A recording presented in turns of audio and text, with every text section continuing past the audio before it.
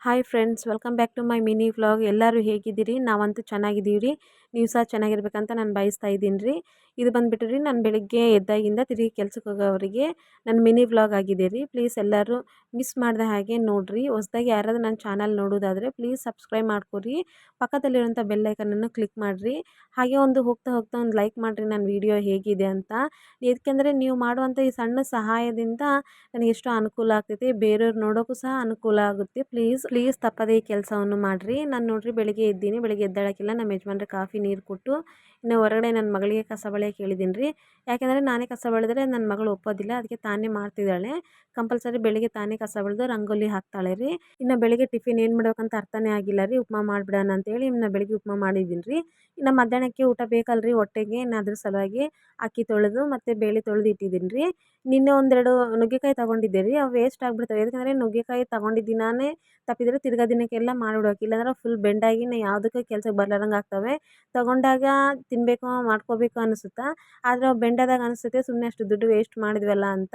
ಹೆಣ್ಮಕ್ಳಿಗೆ ಇರೋ ಇದೊಂದು ದೊಡ್ಡ ಪ್ರಾಬ್ಲಮ್ ರೀ. ಕಣ್ಣಿಗೆ ಕಂಡಿದ್ದು ತಗೊಂತೀವಿ, ಆದರೆ ಅದನ್ನು ಮಾಡಿಲ್ಲ ಅಂದಾಗೂ ಅಷ್ಟೇ ಪೇಚಾಡ್ತೀವಿ. ಮಧ್ಯದಲ್ಲಿ ಗಂಡು ಮಕ್ಳು ಮೆತ್ತಗಾಗ್ಬಿಡ್ತಾರೆ ರೀ. ಇನ್ನೊಂದು ಮಾತು ಏನಂದ್ರೆ ರೀ, ಬೇರೆ ದೇಶದಾಗೆಲ್ಲ ಯುದ್ಧಗಳು ಆಗ್ತಿದ್ರೆ, ಆದರೆ ನಮ್ಮ ದೇಶದಗಳೆಲ್ಲ ಬರೀ ಕೊಲೆಗಳು ಆಗ್ತಾ ಇದ್ದಾವೆ.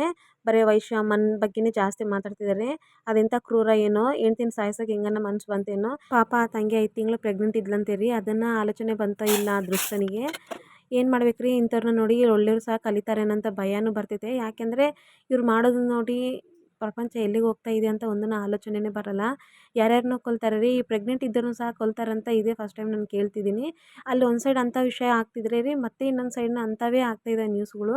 ಇಂಥವಕ್ಕೆ ಕಠಿಣ ಕ್ರಮ ಕೈಗೊಂಡಿಲ್ಲ ಅಂದರೆ ಹಿಂಗೆ ನಡೀತಾನೆ ಇರ್ತಾವೆ ರೀ ನಮ್ಮ ದೇಶದಾಗ ಕೊಲೆಗಳು. ಬೇರೆ ದೇಶದಾಗೆಲ್ಲ ಇನ್ನೊಂದು ದೇಶದವ್ರು ಬಂದು ಕೊಲೆ ಮಾಡ್ತಿದ್ರೆ, ನಮ್ಮ ದೇಶದಾಗ ಮನೆಗಿದ್ದವ್ರನ್ನೇ ಕೊಲೆ ಮಾಡ್ತಿದ್ದಾರೆ ರೀ. ಎಂಥ ದುಷ್ಟ ಆಲೋಚನೆಗಳು ಬರ್ತಾವೆ ರೀ ಈಗಿನ ಜನಕ್ಕೆ. ಈಗ ಅನಿಸ್ತೈತೆ ಸುಮ್ಮನೆ ಆಗಿನ ಕಾಲನೇ ಚೆನ್ನಾಗಿತ್ತು, ಈಗಿನ ಕಾಲ ಏನಪ್ಪ ಬರೀ ದುಡ್ಡು ಅಂತೇಳಿ ಮನುಷ್ಯ ಏನು ಮಾಡೋಕ್ಕೂ ಹಿಂಜರಿತಿಲ್ಲ ರೀ. ಅದು ಸಹ ಇದು ಲವ್ ಮ್ಯಾರೇಜ್ ಅಂತೀರಿ. ಇಷ್ಟಪಟ್ಟು ಮದುವೆ ಆಗಿದ್ದವ್ರು ಒಂದೇ ಆಲೋಚನೆ ಮಾಡ್ತಾರೆ, ನಮಗೇನು ಕೆಟ್ಟದಾಗ್ಲಾರಂಗೆ ನಮ್ಮನ್ನ ಚೆನ್ನಾಗಿರೋಕೆ ಬಿಟ್ಬಿಟ್ರೆ ಸಾಕಪ್ಪ ಅಂತ ಆಲೋಚನೆ ಮಾಡ್ತಾರೆ. ಅಂಥದ್ರಲ್ಲಿ ಈತ ಇಷ್ಟಪಟ್ಟು ಮದುವೆ ಆಗಿ ಆ ಹುಡುಗಿನನೇ ಈತ ಕೊಲೆ ಮಾಡ್ಬೇಕಂದ್ರೆ ಅದನಿಗೆ ಎಷ್ಟು ಕೆಟ್ಟ ಆಲೋಚನೆ ಇರ್ಬೋದು ರೀ. ಅದು ಸಹ ಯಾವುದೋ ಒಂದು ಪ್ರೈವೇಟ್ ಹಾಸ್ಪಿಟ್ಲಲ್ಲಿ ರಿಸೆಪ್ಷನ್ ಆಗಿ ಕೆಲಸ ಮಾಡ್ತಿದ್ದಂತೆ. ಆತಗೆ 15 ಲಕ್ಷ ಕಟ್ನ ಕೊಡ್ಬೇಕಂತ್ರಿ. ಯಾವ ಮಕ ಇಟ್ಕೊಂಡ್ರೆ ಕೊಡ್ತಾರೆ ರೀ ಆತಗೆ 15 ಲಕ್ಷ ಕಟ್ನ? ತನ್ನ ತಾಯಿ ಸಹ ಪದೇ ಅದೇ ಹೇಳ್ತಿದ್ರಂತೆ, ಕಟ್ನ ಇಲ್ದಂಗೆ ನನ್ನ ಮಗನ ಮದುವೆ ಮಾಡ್ಕೊಂಡು ಹೋಗ್ಬಿಟ್ಟಾರಲ್ಲ ಅಂತ. ಕಟ್ನ ಏನು ಇರ್ತೈತೆ ರೀ, ಇಷ್ಟಪಟ್ಟು ಮದುವೆ ಆದಾಗ ರೀ 4 ಜನ ಮುಂದೆ ಚೆನ್ನಾಗಿದ್ದು ತೋರಿಸ್ಬೇಕಷ್ಟೇ ಹೊರತಾಗಿ ಇಂಥ ಕೆಟ್ಟ ಕೆಲಸಗಳು ಮಾಡಬಾರ್ದು ರೀ. ಇವೆಲ್ಲ ಆಲೋಚನೆ ಮಾಡಿದ್ರೆ ಆಗಿನ ಕಾಲನೇ ಚೆನ್ನಾಗಿತ್ತು ಅನಿಸ್ತೈತೆ. ತಾನೇನು ಕೊಲೆ ಮಾಡಿ ಹೋಗ್ಬಿಟ್ಟಾರಿ, ಆದರೆ ಪಾಪ ತನ್ನ ತಾಯಿಗೆ ಯಾರು ಸಮಾಧಾನ ಮಾಡ್ತಾರೆ ರೀ. ವೈಶು ತಂಗಿ ಆತ್ಮಕ್ಕೆ ಶಾಂತಿ ಸಿಗಲಿ ಅಂತ ಎಲ್ಲರೂ ಪ್ರಾರ್ಥಿಸಿರಿ.